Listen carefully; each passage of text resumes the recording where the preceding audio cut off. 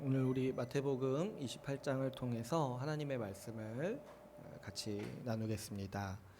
오늘은 우리가 정회원 제도를 시작한 지 3주년, 3년째가 되는 주일입니다. 그래서 오늘은 우리 교회에 대해서 말씀을 나누는데 그 가운데 좀 하나의 주제를 가지고 우리가 정회원 제도의 의의에 대해서 우리 3주년을 기념하면서 같이 함께 살펴보기를 원합니다. 먼저 우리 지난 시간에 나누었던 말씀을 좀 복습해 보겠는데요. 우리가 지난 시간에 하나님께서 우리를 다스리시고 그리고 우리를 다스리실 때 특별히 하나님 말씀으로 다스리신다는 것에 대해서 그 은혜에 대해서 우리가 같이 함께 살펴봤습니다. 우리가 하나님 나라라고 부르는 그 천국, 천국인 이유는 주님이 다스리시기 때문이라고 했어요. 하나님 나라와 그 천국의 본질은 우리 주님의 통치고 우리 주님의 다스림인 거죠. 하나님의 통치가 있고 그 다스림에 순종하는 백성들이 있기 때문에 이것이 천국의 삶이고 천국의 본질이라는 거죠. 만일 지금 우리가 하나님의 말씀을 그렇게 좋아하지 않고 기뻐하지 않고 또 불순종하는 것이 더 좋다라면은 그런 태도는 사실은 천국을 사랑하는 태도가 아니라 이미 내가 지옥을 더 좋아하는 그런 마음 상태에 있는 것이죠.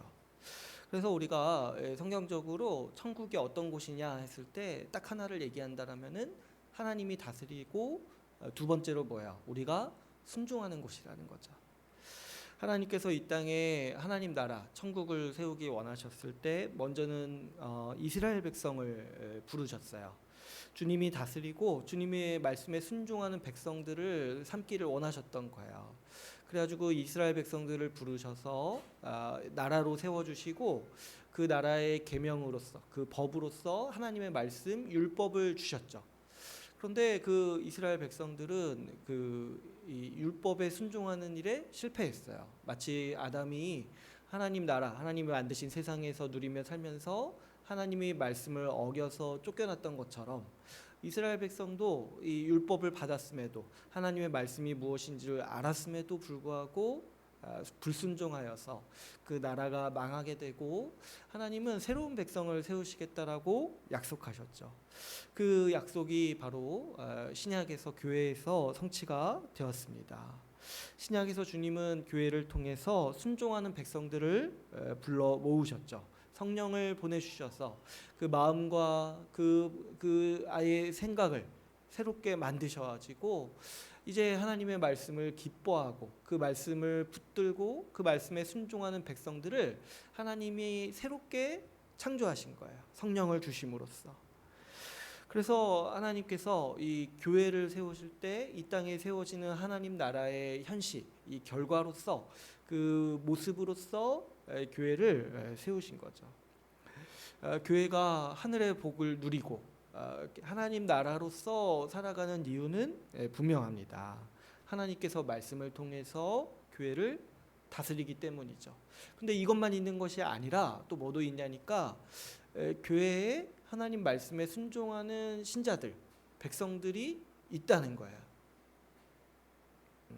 통치가 있고 그 통치를 따르는 백성들, 그 신자들이 있기 때문에 교회를 우리가 하나님 나라다. 그래서 하나님 나라의 복을 누리는 이 하늘 공동체다라고 우리가 부를 수 있는 것이죠.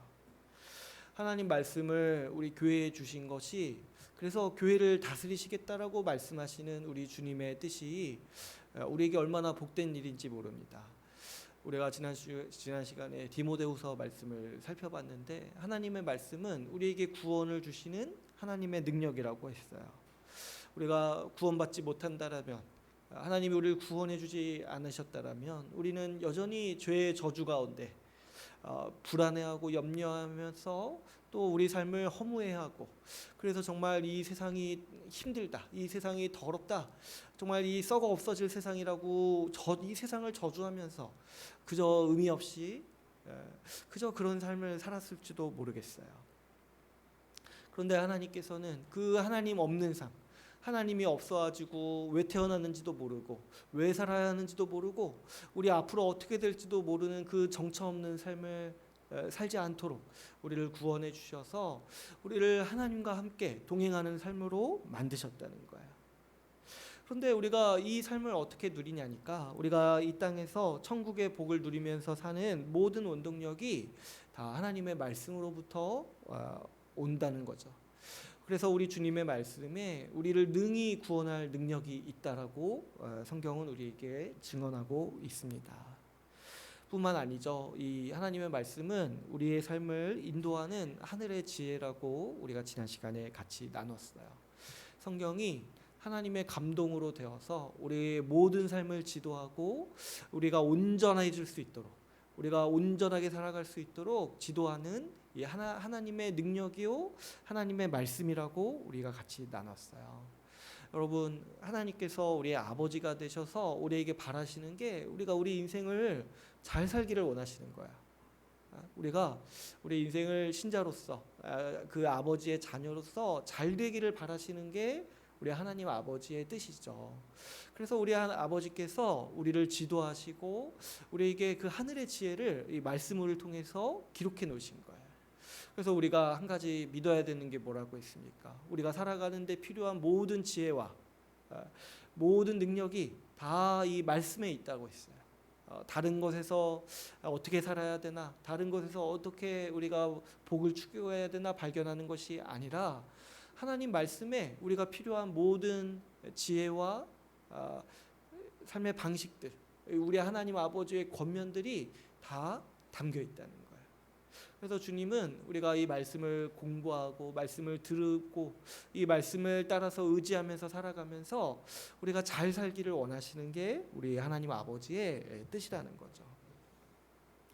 그럴 때 우리 그런 좀 교만함을 버려야 돼요. 내가 더 지혜로우니까 말씀보다 그냥 내가 원하는 대로 살아가겠다. 이런 거는 사실 신앙이라고 할 수 없죠. 이거는 이제 사실은 이제 거의 불신앙에 가까운 모습인데, 근데 우리가 때로는 실수할 수 있어요. 뭐냐니까 말씀에 좀 이런 게 없지 않은가 이렇게 생각을 하는 거죠. 내가 지금 뭐가 문제고 뭐가 고민인데 하나님 말씀이 여기에 대해서 뭐라고 말하고 있는지에 대해서 찾아보지도 않고 또 좀 이렇게 묵상해 보지도 않는 거. 마치 하나님 말씀은 어떤 우리 신앙생활 하는 데는 유익하지만 내가 일상을 살아가는 데는 관심이 없다.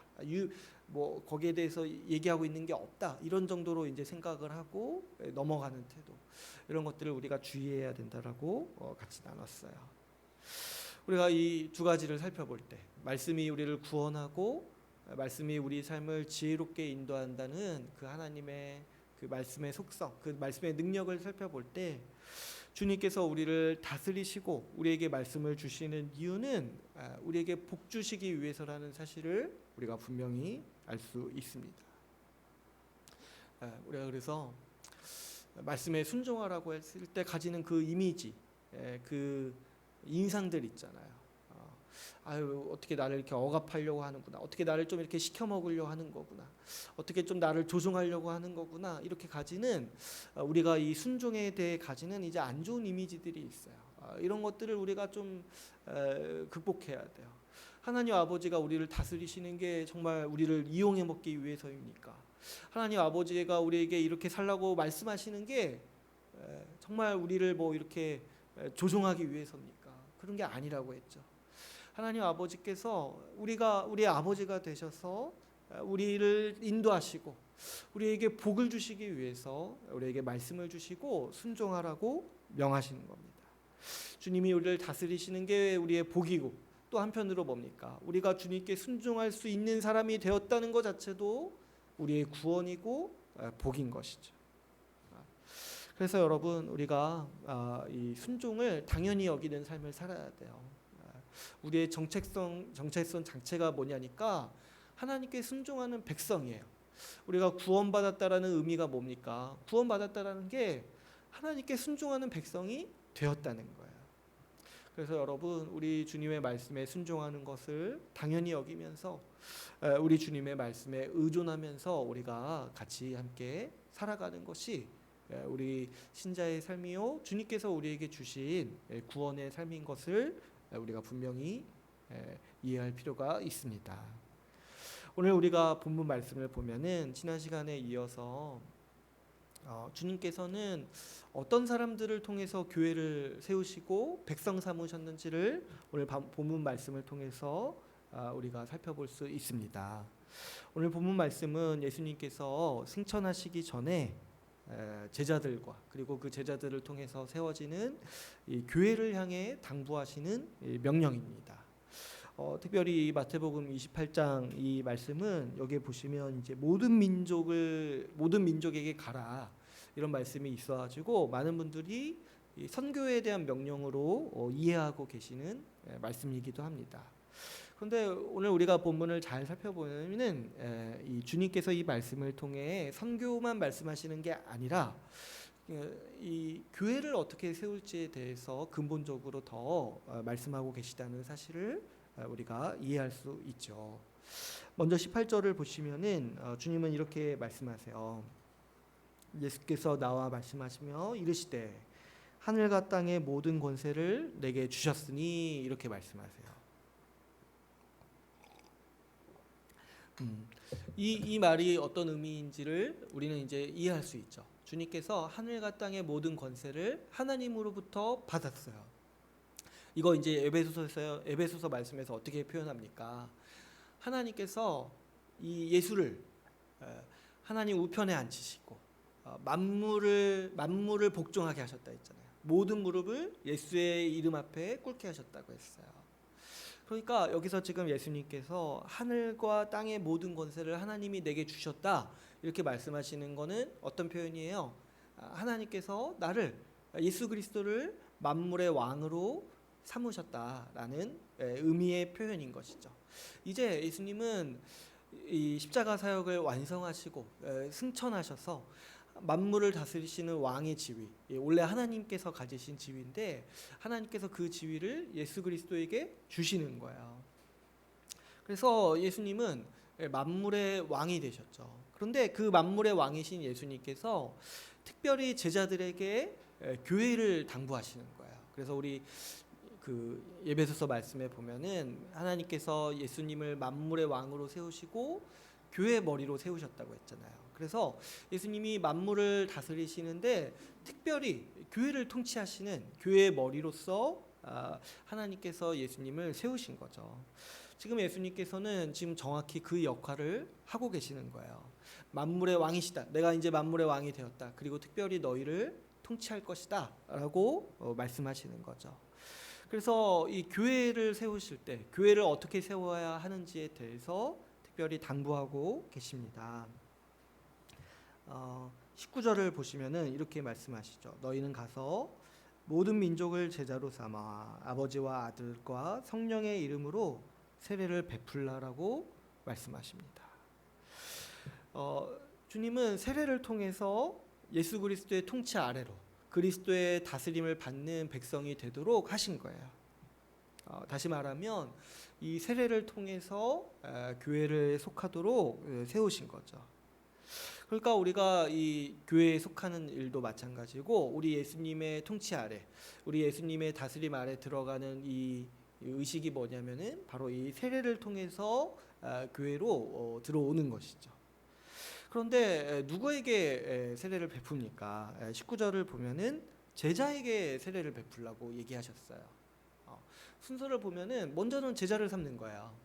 제자를 삼아서 세례를 베풀라라고 말씀하시죠. 그러면 누가 제자입니까? 누가 제자라고 우리가 부릅니까? 그 누가 제자인지에 대해서 20절을 보면은 우리가 알 수 있죠. 20절을 보면은 내가 너희에게 분부한 모든 것을 가르치고 가르쳐서 지키게 하라고 말씀하십니다. 그러니까 어떤 사람이 제자입니까? 이 사도들의 가르침을 배우고 그 말씀대로 지키는 사람, 그 말씀대로 순종하는 사람이 바로 예수님의 제자인 거죠.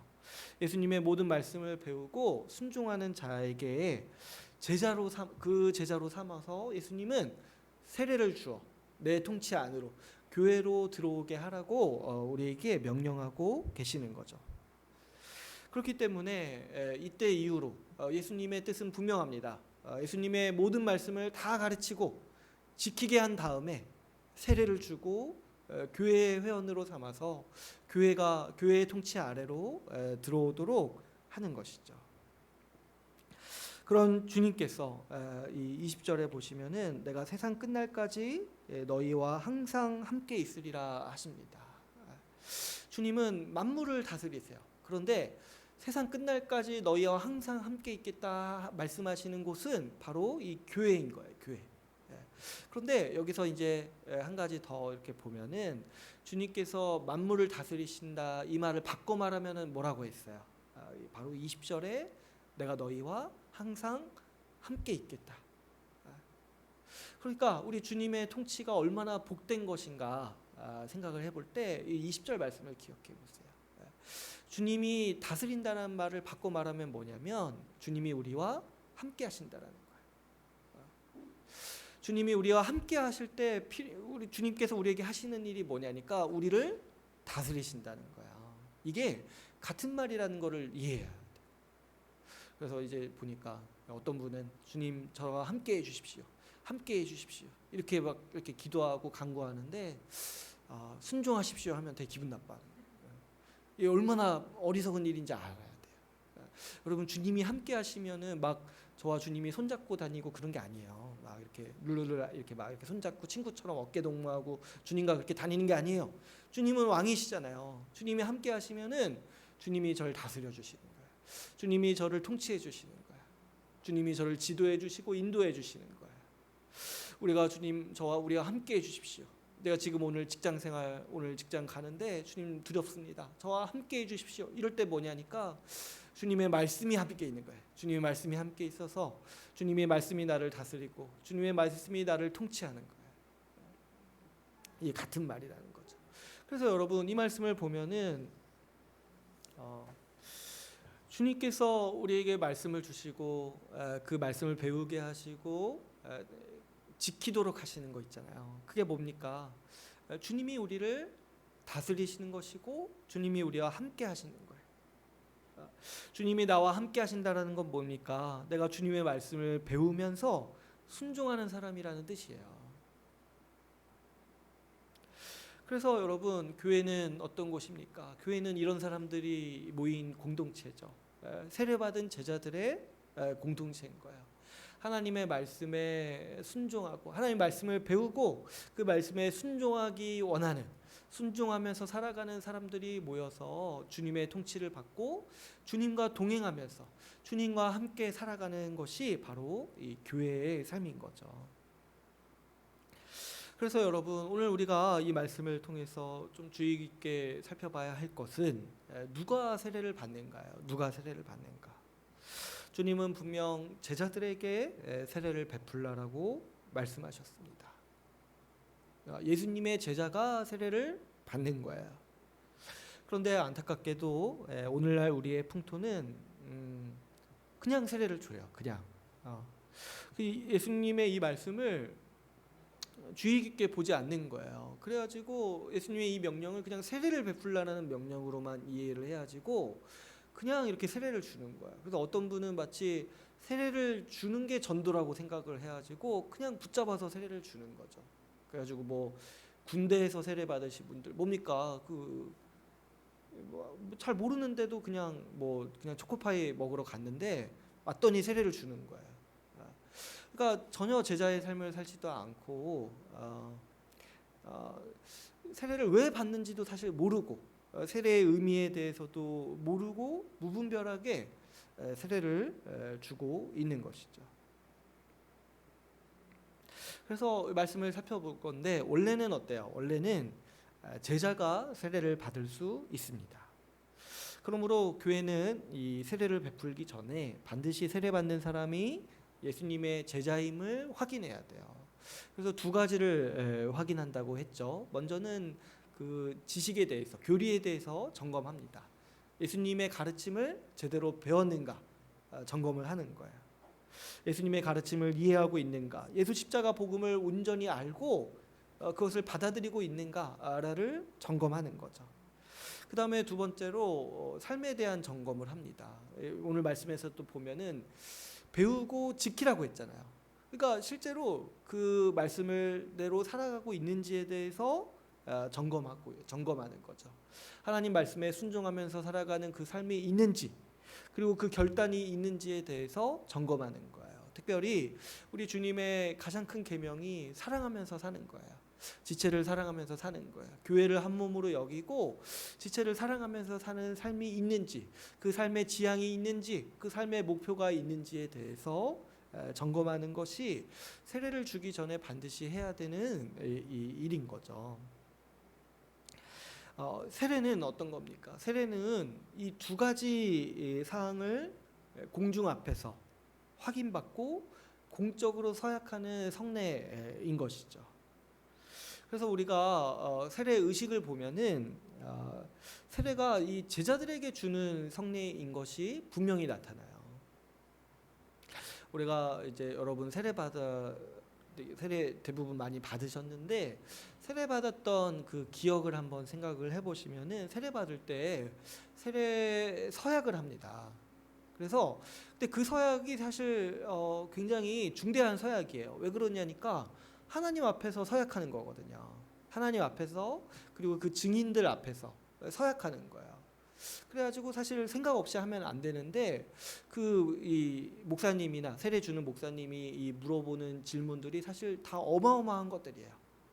근데 거기에 대해서 분명히 이해하고 알고 내라고 답해야 되는데 때로 그렇지 못한 모습들을 많이 보게 되죠. 여러분 세례 서약할 때 어떤 내용을 서약하는지 제가 우리 이 정혜원 이 서약할 때 하는 그 서약을 한번 읽어드릴게요. 세례 서약에 대해서 이렇게 이제 서약을 하는 거예요. 나는 내가 하나님 앞에서 진노를 면치 못할 죄인임을 알고 오직 예수 그리스도가 우리의 구원자와 주님 되심을 믿으며 그분께만 순종하고 그 가르침과 본을 따라 십자가의 길을 걸어가며 살겠습니다.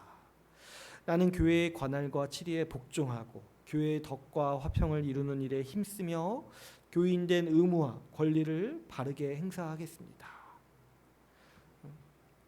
여러분 이 문장을 하나하나 읽어보면은 얼마나 엄청난 서약을 지금 하는 겁니까? 그것도 하나님 앞에서. 하나님 앞에서 이렇게 살아가겠다고 내가 서약하는 거잖아요. 이 세례 서약은 4가지 요소가 있어요. 먼저는 뭐냐니까 내가 하나님의 진노를 면치 못할 죄인이라는 거를 인정하는 거야. 그래서 이제 목사님이 이런 거 물어보는 거야. 죄인임을 인정하냐? 그때 이제 네라고 답하는 거죠. 또 뭘 고백하냐니까 오직 예수 그리스도가 내 구원자고 주님이신 것을 받아들이는지에 대해서 서약하는 거예요. 그래서 이제 목사님이 물어보죠. 그 상태에서 벗어나게 해줄 수 있는 우리의 유일한 구원자가 예수 그리스도이심을 알고 예수 그리스도를 주님이라고 믿고 살아가느냐. 그때 이제 우리가 네라고 답하는 거죠. 그런데 여기까지가 뭐냐면 이 복음의 요체, 복음의 지식을 제대로 이해하고 있는가를 2가지로 이제 압축해서 이제 물어보는 거예요. 그래서 여기까지 그냥 보통 사람도 그냥 네 할 수 있죠. 근데 그 다음의 질문들을 생각해 보시면 이걸 물어보는 거예요. 예수님의 가르침과 본을 따라서 순종하며 살겠는가 물어보는 거예요. 근데 제가 보니까 제가 이제 세례 받는 거 몇 번 봤는데 다 네라고 대답해요. 네라고. 왜냐면 받아야 되니까. 그때 아니요 하면은 분위기상 안 좋은 것 같아요. 그죠? 그래가지고 그냥 네라고 다 대답하는 것 같아요. 그리고 보통 세례 받을 때 3-4명이 같이 받으니까 거기서 나 혼자 아니요라고 하기가 되게 용기가 필요한가 봐요. 근데 사실은 네라고 대답하는 게 더 큰 용기예요. 주님의 말씀에 순종하며 살아가겠는가 분명히 물어보잖아요. 다음 그 서약이 더 어마어마합니다. 그 다음 서약이 무엇입니까? 교회의 관할과 치리에 복종하며 살아가겠는가? 교회의 화평에 힘쓰면서 교회의 덕을 세우고 교회의 질서를 순종하면서 살아가겠는가를 물어보는 거예요. 그러니까 이 서약의 구조 자체가 지금 어떤 얘기를 하고 있는 거니까 아니냐니까 예수님의 말씀에 순종하면서 살아가는 삶이 교회 안에서 교회의 질서에 순종하면서 교회의 권면과 교회의 통치에 순종하면서 살아가는 삶과 다르지 않다는 거야. 같다는 거야. 그래서 두 개를 반복해서 물어보는 거야. 주님의 말씀에 순종하면서 살아가겠습니까? 교회의 관할과 치리에 복종하겠습니까? 두 가지를 이렇게 물어보는 거예요.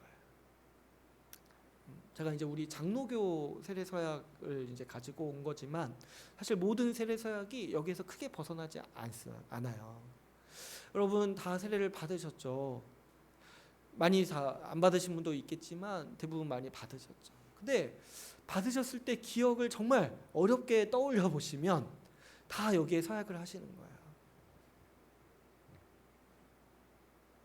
근데 이제 제가 놀란 거는 뭐냐면 여기에 서약을 했는데 나중에 순종하라고 하니까 고민하는 거 있잖아요. 아니 왜 그렇게 하냐는 거야. 왜 하나님 앞에서 그리고 교회의 증인들 앞에서 서약해놓고 왜 이렇게 순종하기 싫지 이렇게 고민하냐는 거야.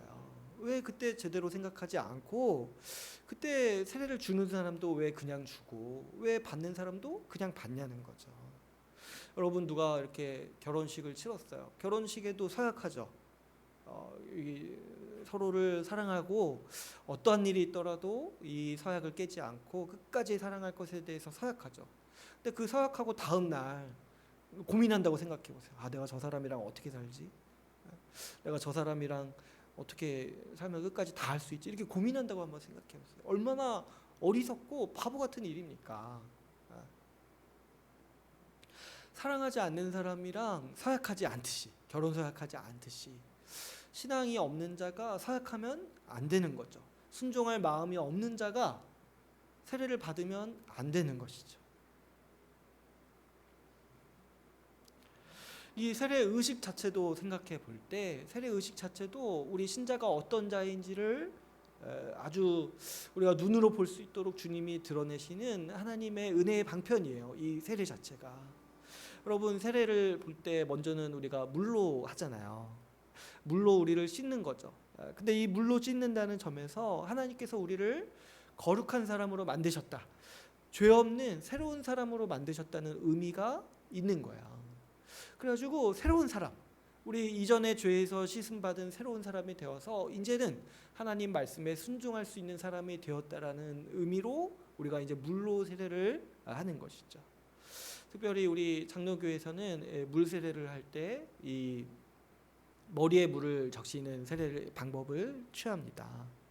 그때 이 머리에 물을 적시는 이 방식은 뭐냐면 우리가 성령 받았다라는 것을 눈으로 보여주는 거예요. 성령 받았다.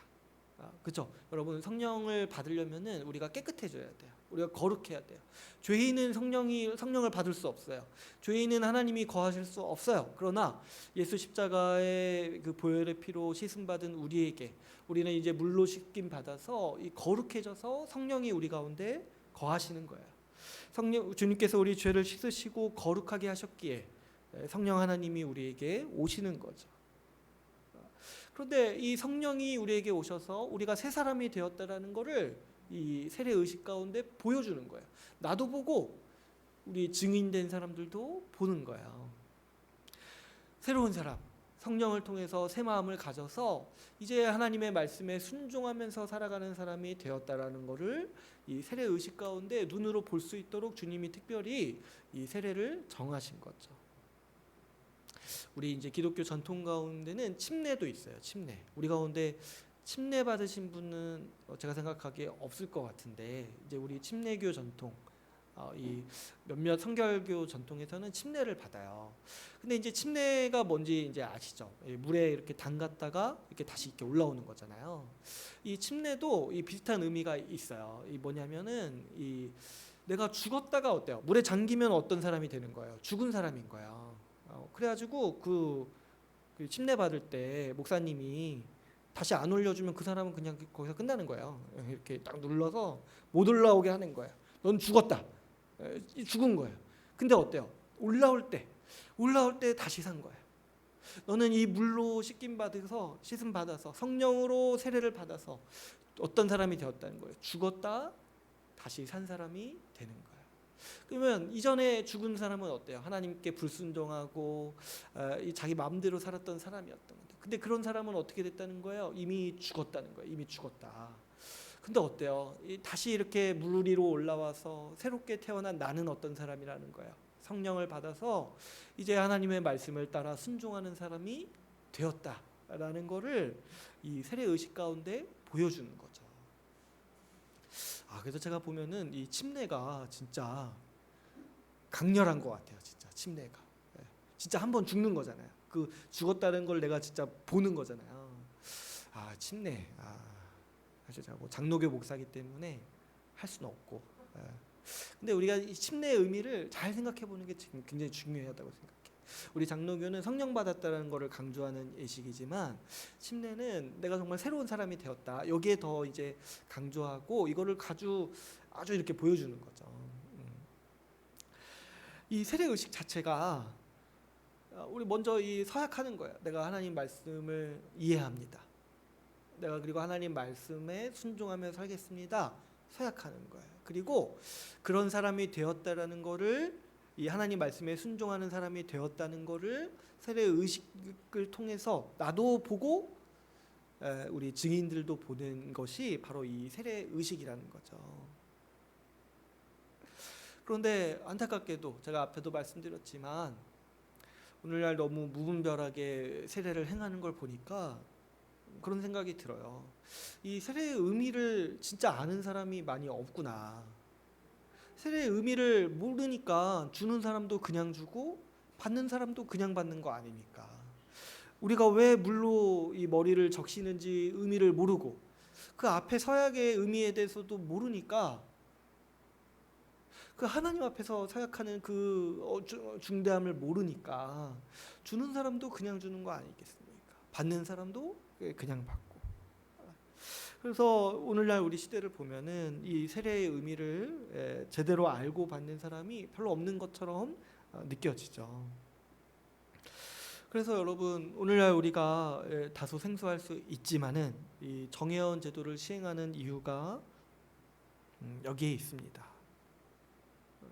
우리가 세례 받을 때 너무 잘 모르고 받았어요. 잘 설명을 못 듣고 받았어요. 그러다 보니까 내가 세례 서약과 일치되게 살아가지 못하는 경우도 있는 것이죠. 우리가 그렇다고 해서 세례를 다시 받을 수는 없지만은 이 세례의 의미를 다시 기억하고 그 취지를 살리고 그 세례의 정신을 우리가 다시 새겨서 교회의 기초를 든든히 하기 위해서 우리가 정예언 제도를 실시하고 있습니다. 사실 이 정예언 제도가 새로운 제도는 아니에요. 이 세례를 함부로 주는 문제가 교회가 어려움을 겪을 때마다 기독교 역사 동안 있어 왔어요. 그래가지고 사실 이 정예언 제도를 미국에서도 시행하는 교회들이 많이 있다고 해요. 그리고 우리 한국에서도 지금 우리 성모경 교회 정예언 제도를 실시하고 살아가려고 하는 이 교회들의 연합이 있고, 또 각지에서 이 정예언 제도를 실시하는 교회들이 있는 거죠. 문제의식이 동일해요. 세례가 지금 너무 어려워졌다. 세례를 너무 지금 함부로 주고 함부로 받는 시대 가운데 있다 우리가. 그런데 지금 이 문제가 중요하다는 거죠. 이 세례의 문제가 주님께서 엄밀히 명하셨는데 이것을 우리가 함부로 행했을 때 이 사실 교회를 제대로 세우기가 어렵다는 거죠. 우리 현실을 보면은 어떻습니까? 많은 분들이 세례 때 하나님 앞에서 무슨 서약을 했는지도 모른 채 살아가는 경우가 많은 거예요. 그래가지고 교회에서 말씀을 배우고 순종하라고 하면은 어렵게 받아들이는 거죠. 세례를 받았는데도 불구하고 말씀을 좋아하지 않고, 세례를 받았는지도 불구하고 불순종을 당연시 여기면서 살아가는 이 너무 어처구니 없는 현실 가운데 우리가 있는 것이죠. 그러므로 우리가 세례 서약을 다시 할 수 있도록, 그 재서약을 할 수 있도록 배우고 정예언 서약을 통해서 다시금 이 세례 서약에 맞게 살도록 결단하는 절차가 오늘날 반드시 필요한 것이죠. 우리가 정예언 제도를 실시하는 이유는 분명하죠. 이 정예언 제도를 통해서 세례 서약을 이 세례를 다시 세우려고 하는 것입니다. 그런데 이 세례를 다시 세우려는 것은 분명한 목적이 있습니다. 그게 뭡니까? 오늘 말씀에서 분명히 말씀하셨듯이 우리 주님께서 다스리시는 교회, 우리 주님께서 함께 하시고 우리 주님께서 돌보시는 교회가 되기 위해서 이 정회원 제도를 통해 이 세례 서약에 충실한 사람들을 교회로 모으기 위해서 우리가 지금 정회원 제도를 실시하고 있는 것이죠. 여러분, 이 세례를 함부로 받고 함부로 주기 때문에 우리에게 수많은 오늘날 이 교회가 겪는 수많은 문제들이 양상되고 있어요. 특별히 우리가 최근에 이제 금요 모임 통해서 참된 믿음이 무엇인가에 대해서 배우고 있죠. 근데 우리가 이제 계속 살펴보면 아시겠지만 우리 믿음의 개념, 믿음의 교리가 상당히 많이 오염돼 있어요. 믿음에 대해서 잘못 가지는 우리의 인상들, 잘못 가지는 생각들이 우리 가운데 많이 자리 잡고 있고 또 대다수가 또 믿음을 오해하고 있어요. 그런데 그렇게 된 상당 부분의 가장 큰 원인이 어디에 있냐면 바로 이 세례가 무너졌기 때문에 우리가 믿음을 오해하고 있는 거예요. 여러분 세례 받을 때 어때요? 이 교리를 점검하지 않아요. 뭘 믿고 있는지 점검하지 않아요. 그저 이제 그냥 뭐 이렇게 세례 문답 좀 던져주고 근데 그 세례 문답 답이 다 네예요. 네, 예스. 그래서 이제 목사님 앞에서 다 예스 하면은 다 통과해요. 뭐 이렇게 바보를 테스트하는 것도 아니고 그죠? 그냥 안 보고 와도 당일날 네 하면은 다 통과되는 그런 질문지 이렇게 딱 주고 이렇게 하는 이런 참 어처구니 없는 일을 하고 있는 거죠. 그래가지고 여러분 어느 교회에서 세례 시험 보는데 떨어졌다는 얘기를 제가 들은 적이 없어요. 원래 많이 떨어져야 되는데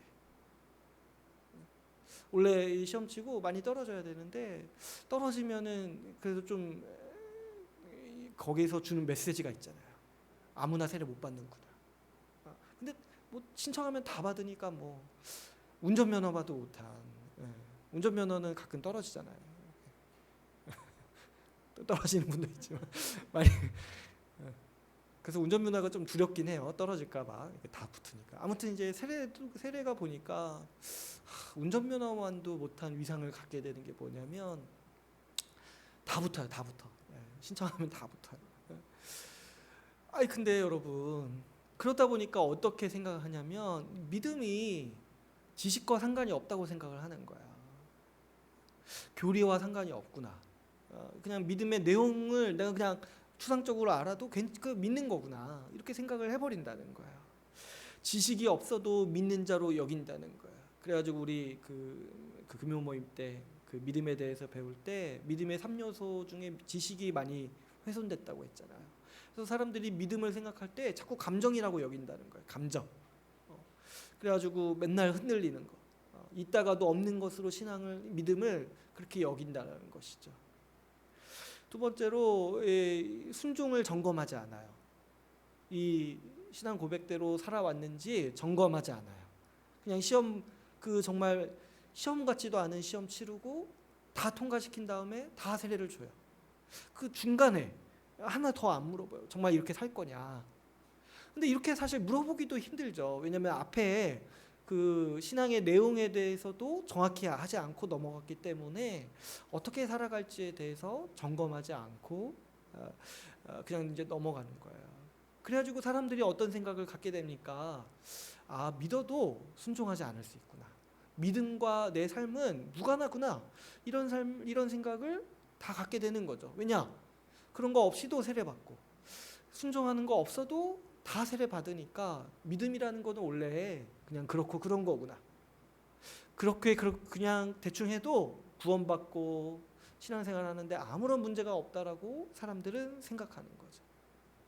세례를 대충 받을수록 믿음도 대충 생각하고 신앙도 대충 생각하는 게 따라오는 삶의 국면인 거죠. 무엇보다 세례를 아무에게나 주기 때문에 교회가 세속화되고 있습니다.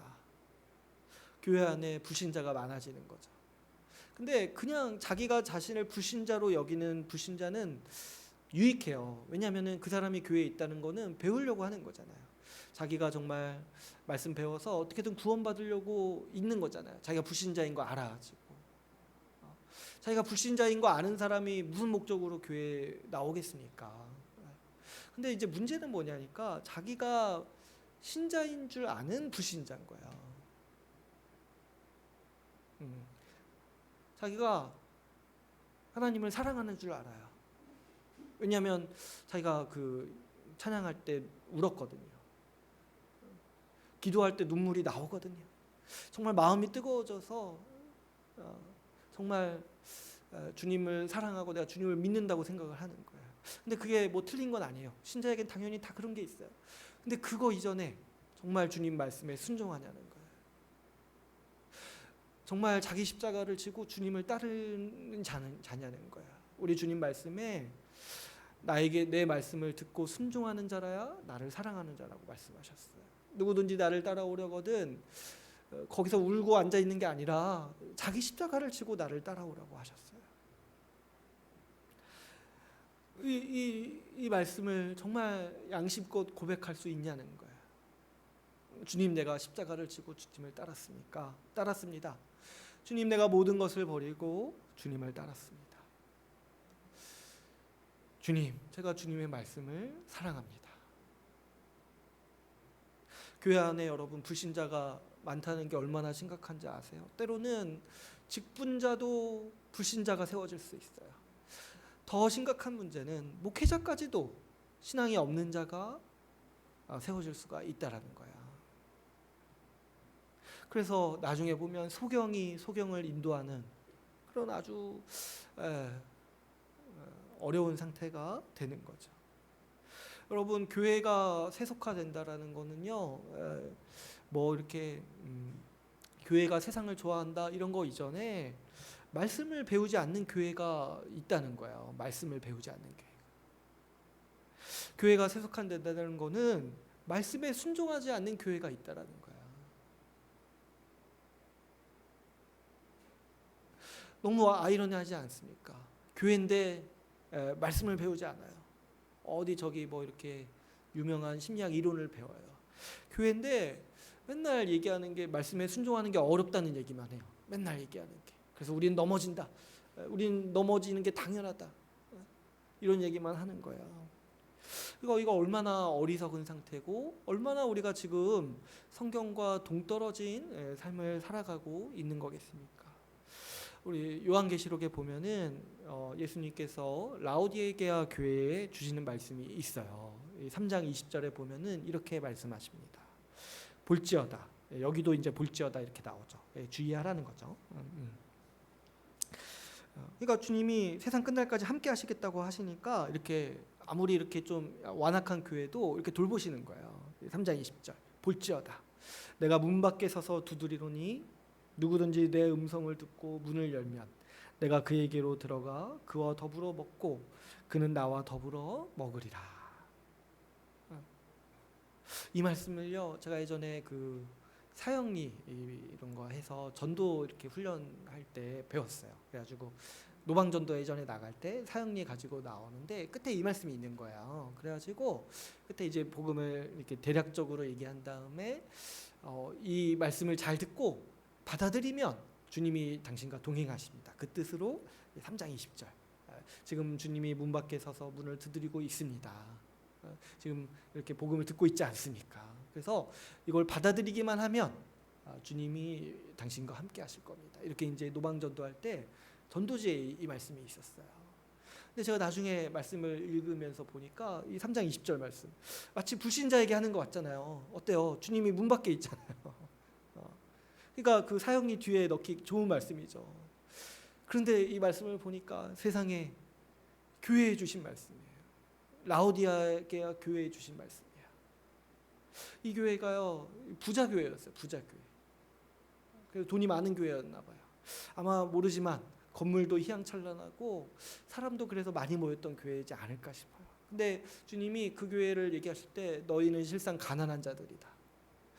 나에게 와서 먹고 마셔라. 너희 스스로 먹고 마시지 말고 나에게 와서 먹고 마셔라. 3장 20절에 내가 지금 너희 문 밖에 서서 문을 두드리고 있다. 내 음성을 좀 들어라. 지금 뭐야? 말씀 안 듣고 있는 거야. 말씀 안 듣고 지금 예배 드릴 때 딴 얘기하고 있는 거야. 그래서 주님이 문 밖에 서가지고 문을 두드리면서 내 말을 좀 들어라. 그래서 문을 열어라. 그러면 너희가 나와 더불어 먹을 것이다. 이렇게 말씀하고 계시는 거죠. 지금 이런 교회가 되기 쉬운 거야.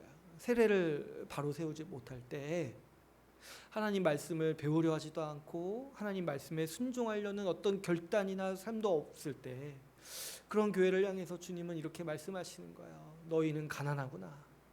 어떻게 그렇게 궁핍하게 살아가냐. 나에게 와서 먹고 마셔라. 내가 문 밖에 서서 문을 두드리고 있다.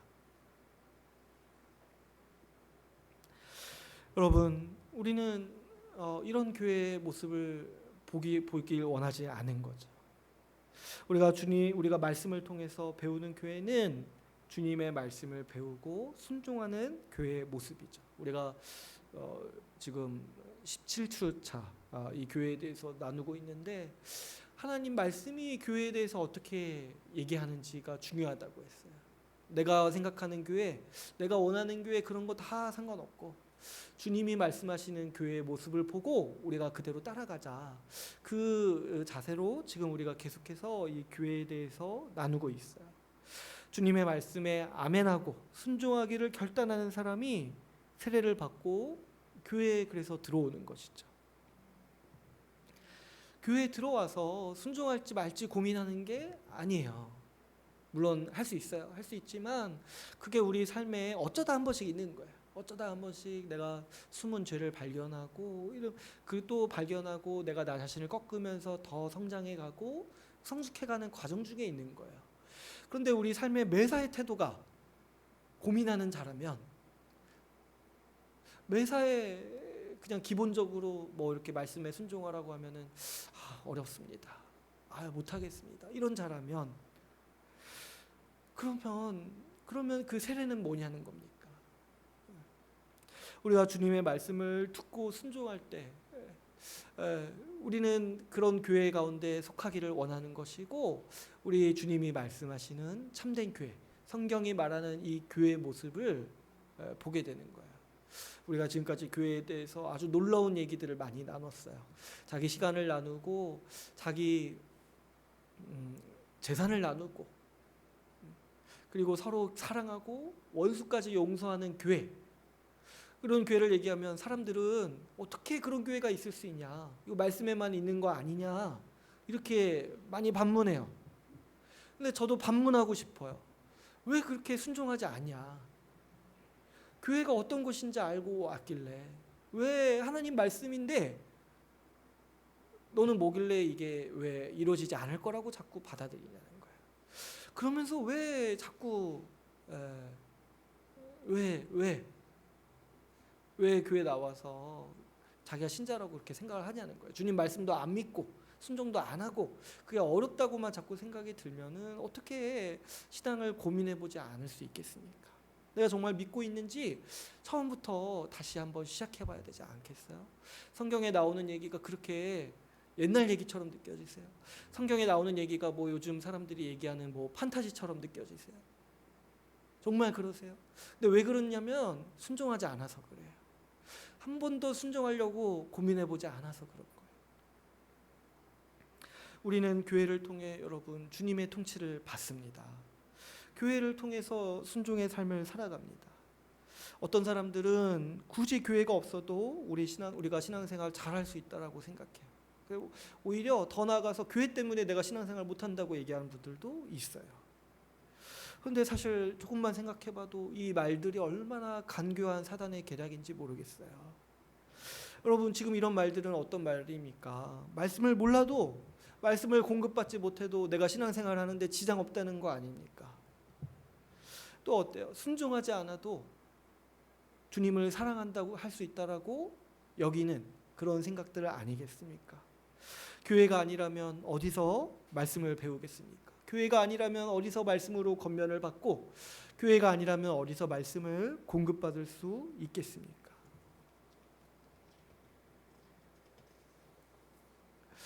교회가 아니라면 우리가 어떻게 순종의 삶을 살 수 있겠습니까? 교회로 모이지 않는데 어떻게 우리 주님의 가장 큰 계명인 내 지체를 사랑하라는 계명에 순종하면서 살아갈 수 있겠습니까? 누구를 사랑하겠어요? 정말 옆집 사람을 내 몸과 같이 사랑하고 싶습니까? 그런 게 아니라고 했죠. 주님의 모든 계명이 이 한 계명으로 이루어진다고 했어요. 내 지체를 내 몸과 같이 사랑하라. 그런데 교회 나오지 않아도 내가 주님 사랑할 수 있다고요? 교회 나오지 않아도, 교회가 없어도 신앙생활을 할 수 있다고요? 어떻게 그렇게 말할 수 있겠습니까? 우리는 하나님께서 그분의 통치를 받는 백성으로 교회를 세우셨음을 알고, 그래서 이 정예언 서약을 통해서 교회를 세워가려고 합니다. 세례 서약을 확인하고 교회를 통해서, 그리고 교회를 위해 살아갈 것을 하나님과 이 증인들 앞에서 서약하는 것이 우리 정예언 제도의 취지인 것이죠. 우리 교회가 이제 이번 주까지 해가지고 이 정예언 제도를 시행한 지 3년이 되었습니다. 저도 이제 돌아보면은 이 정예언 제도를 세우기 전만 해도 참 교회에 많은 일들이 있었어요. 그래서 제가 지금도 생각을 하는 게 정예언 이렇게 세우기 직전까지 제가 고민했던 게 뭐냐면 사실 쉽지 않았던 것 같아요. 그래가지고 당시만 해도 이거 한다고 하면은 한 반 정도는 나가지 않을까. 제가 그때 그렇게 생각을 했었어요. 한 반 정도 서약하고 그렇게 갈 수도 있겠다 이렇게 생각을 했었어요. 그래도 그때 하나님께서 은혜 주셔서 모두가 마음을 모아서 당시 교회에 있던 모든 분들이 서약을 하고 여기까지 올 수 있었습니다. 그때 숙고하고 서약하신 정예언 분들 덕분에 교회가 기초를 세우고 여기까지 올 수 있었던 것 같아요. 물론 그 이후에도 교회에 몇 가지 뭐 일들도 있고 많은 일들이 있었지만 사실 제가 생각하기에 그 이전에 비교해서는 굉장히 교회가 평안해지고 이 든든하게 그래도 지금까지 기초를 세워올 수 있었던 것 같아요. 이 3년이라는 시간 동안 이 정예언의 삶에 대해서 우리 회원분들이 어떻게 생각하고 보내셨는지 모르겠어요. 원래는 제가 처음에 세울 때 약속했던 게 우리가 지금 시작하는데 처음 다 경험하는 거니까 3년 정도 한번 일단 해보자. 그리고 그때 가서 좀 도저히 내가 이렇게 못 살겠다 하면은 그때 한번 다시 한번 생각해보고 재서약할 수 있는 사람은 재서약하고 아닌 사람은 그때 우리 이렇게 아름다운 이별 이런 거 하자 이렇게 제가 얘기를 했던 것 같아요. 그래서 원래는 제가 목표가 만나서 좀 다 얘기를 듣고 다시 한번 논의를 해보려고 했었는데 이 코로나 상황 때문에 제가 일일이 다 만나지 못했고 제가 이제 8월에 2차 백신을 맞는데 그 백신 맞고 완벽해진 상태 정말 그 양심의 거리낌이 없는 상태에서 정말 터놓고 만나서 한번 우리 먼저 정예언 되신 분들 한번 얘기를 듣고 좀 한번 다시 마음을 모아보려고 해요. 제가 이제 뭐 구체적으로 다 알진 못하지만 우리 먼저 정예언 되신 분들이 그래도 교회를 세우기 위해서 자신의 한계를 극복하기 위해서 많이 분투하고 많이 애써오신 것으로 저는 알고 있어요. 많이 힘내신 것도 저도 다 알고 있어요. 그래서 제가 항상 고마워하고 저는 이제 딱 느끼기에 정예언 제도 이전과 이후가 정말 다르다. 이후부터는 제가 정말 내가 우리 성도들의 우리 사람들에게 등을 맡기고 저도 정말 목사로서 행복하게 사역했던 것 같아요. 근데 제가 생각해 봤을 때 여러분들이 힘들어 하시는 부분이 어떤 건지도 알고 그리고 제가 생각했을 때 이 정예언 제도라는 게 우리 시대랑 참 맞지 않아요. 우리 시대 흐름과 참 맞지 않아요. 우리 지금 시대는 어떻습니까? 이 신앙을 정말 대충 넘기고 싶어하는 시대에 우리가 있어요. 좀 그렇게 찔리는 얘기 좀 하지 말라는 거예요. 좀 이렇게 듣고 기분 좋은 얘기만 하고 찔리는 얘기 하지 말고 자기 신앙을 점검해보라 이런 거 하지 말라는 거예요. 그냥 좋은 게 좋은 거 아닙니까? 그냥 우리 믿는 자 아닙니까? 너도 믿는 자 나도 믿는 자 이렇게 하고 그냥 살아갑시다. 그냥 덮고 살아갑시다 이렇게 얘기하는 거예요. 신앙과 지식이 분리되어 있고 신앙과 이 실천이 분리되었기 때문에 아주 그냥 그 마치 신앙생활을 내 맘 편하게 입맛대로 바꿔서 해도 양심에 아무런 가책을 느끼지 않는 시대에 우리가 살고 있어요. 그런데 정의원 제도를 하게 되면은 이런 것들 자꾸 점검해 봐야 되죠. 자꾸 자기를 돌아보게 되고 자기를 찔러야 되잖아요. 그러니까 얼마나 사실 많은 사람들을 불편하게 할 수 있겠습니까? 또 우리 시대는 서약으로 얽매이는 거를 싫어하는 시대예요. 자유로운 인간관계를 추구하죠. 그래가지고 얽힌 거 싫어하는 거예요. 그래서 결혼을 피하고 자꾸 동거를 하려는 것도 뭐냐면 서약으로 얽매이기는 싫은데 그런 어떤 결혼의 유익들은 누리고 싶은 거죠. 그래서 언제든지 뭐 이렇게 헤어지기 쉽게 만드는, 내 마음에 안 들면 언제든지 관계도 바꾸고 언제든지 쉽게 떠날 수 있는 그런 상태로 자기를 여기는 그런 시대에 우리가 있어요. 그래서 예배만 드리고 딱 그냥 좋게 좋게 인사하고 집에 딱 깔끔하게 가는 것이 오늘날 현대인들이 원하는 신앙생활이죠. 서약으로 얽매이는 것을 싫어하는데 우리는 서약하자고 얘기하는 거예요. 교회 자체로 봐서도 쉽지 않죠. 한 사람 한 사람 정회원으로 결단하기까지 얼마나 오랜 시간이 걸리고 많은 사람들이 수고하는지 모르겠어요. 만약 정회원으로 되는 것, 세례를 받는 것이 정말 학교 졸업하는 것처럼 과목 몇 가지 이수하고 그러면 자동적으로 졸업장이 나오는 식으로 만약에 그렇게 구조가 짜여져 있다라면은 차라리 편하죠. 뭐 이렇게 6개월 이렇게 공들여서 가르치고 그냥 자동적으로 이수하고 이렇게 끝나는 과정이면은 얼마나 편하겠어요. 그런데 그렇지 않아요. 생각이 바뀌고 의지가 바뀌어야 돼요. 진짜 참된 신앙을 가져야 돼요. 근데 이거를 우리가 만들어낼 수 없어요. 열심히 도울 수 있죠. 6개월, 1년 넘게 정말 가르치고 같이 섬기고 도울 수 있죠. 근데 그래도요, 안 변할 수도 있어요. 그러니까 이게 쉽지가 않죠. 요즘 같은 시대에 교회들이 하루라도 빨리 더 많이 교인 만들려고 하는 이런 시대에 이렇게 한 사람 한 사람 붙들고 정의원으로 같이 살아가자고 권면하는 일이 사실은 결코 쉽지 않죠. 그러나 여러분, 우리가 지금 교회로 왜 모였습니까? 우리가 항상 이거를 기억해야 된다고 생각해요. 왜 교회로 모였습니까? 우리 뭐 많은 사람 이렇게 같이 교회 부흥시키려고 모인 게 아닌 거예요. 우리가 왜 교회로 모였는가 항상 생각하고 정의원 생각을 되새겨야 돼요. 세상에 많은 교회가 있는데 왜 굳이 우리가 교회를 개척하고 새로운 교회를 세워나가야 합니까? 그 동기를 생각해 볼 때 뭐 여기에 친한 사람들이 있어서 아는 사람들이 있어서 그런 동기가 있을 수도 있어요. 그러나 그렇게 시작했다고 하더라도 새로운 동기를 가져야 돼요. 그런 동기는 사실 오래가지 못해요. 왜냐하면 관계는 시시각각 변하고 진리와 함께 서 있지 않은 관계는 매 순간 변하고 나중에는 변질되기 마련이에요. 지속될 수가 없어요. 친분도 언젠가는 변합니다. 그러면은 친해서 왔는데 나중에 안 친해지면 뭐 떠날 겁니까? 그런 게 아니라는 거죠. 우리가 우리 교회로 모여서 교회를 세우려는 동기는 우리가 살아가는 동안에 정말 한번 보는 거예요. 성경이 말하는 참된 교회를 보고자 하는 열망으로 우리가 지금 여기 모여 있는 거예요. 주님이 우리에게 교회를 주셨는데 죽기 전에 한번 정말 말씀이 말하는 교회, 정말 내가 순종해서 그 말씀이 말하는 천국과 같은 교회를 내 눈으로 보고 나도 그런 교회를 누리고 또 어때요? 할 수만 있다면 우리 자녀들에게 그런 교회를 물려주기 위해서 그래서 우리는 이 자리에 모였고 정회원 제도를 시행하고 있습니다. 여러분, 우리 항상 이것을 기억합시다.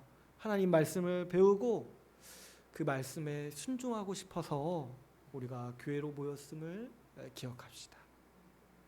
특별히 오늘 우리 3주년을 맞이해서 우리 정회원분들은 이 정회원 서약서 다시 한번 읽어보세요. 우리 부부들도 이렇게 결혼기념일마다 결혼기념일 챙기잖아요. 그래서 결혼했던 그 서약을 다시 그래도 대충이라도 생각하고 그 의미를 기리기 위해서 이 결혼 기념일 챙기잖아요. 또 우리 중에는 부부의 날 이런 것도 다 챙기잖아요. 그게 뭐예요? 서약을 기억하기 위해서 하는 거잖아요. 내가 정말 이 사람 사랑하기로 결단했었지. 기억하기 위해서 하는 거잖아요. 교회도 마찬가지예요. 여러분, 우리 지금 뭐 이렇게 좀 약간 뭐 흐트러지고 지금 좀 약간 희미해질 수는 있어도 그래도 다시 한번 기억하는 거예요. 내가 왜 여기에 왔는가? 내가 왜 서약했는가? 다시 한번 기억해 보는 거예요. 그래서 제가 오늘 또 카톡창에 한번 다시 올려드릴 테니까 우리 아직 정회원 서약 안 하신 분들은 한번 읽어보세요. 읽어보시고 내가 앞으로 이렇게 살 수 있는지 자신을 좀 점검해 보시고 또 우리 정회원분들도 다시 한번 읽어보면서 내가 좀 소홀했던 부분이 없는지 내가 좀 앞으로 더 힘써야 되는 부분이 없는지 자신을 돌아보고 우리 마음을 다시 새기는 복된 주일이 되기를 바랍니다.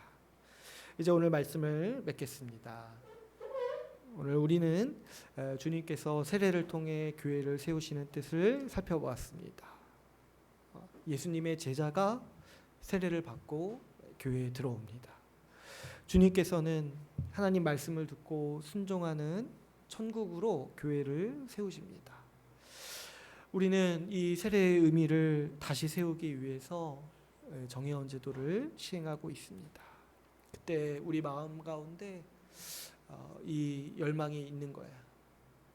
주님 말씀에 순종하는 그런 교회, 그런 하나님 나라로서의 교회를 우리 때에 보기 원하는 열망이 우리 가운데 있기를 바랍니다. 세례를 우리에게 주신 주님의 말씀에 순종함으로 우리 예수님께서 다스리시는 교회, 우리 예수님께서 항상 함께 하시는 우리 주의 나라 교회가 되기를 간절히 소망합니다.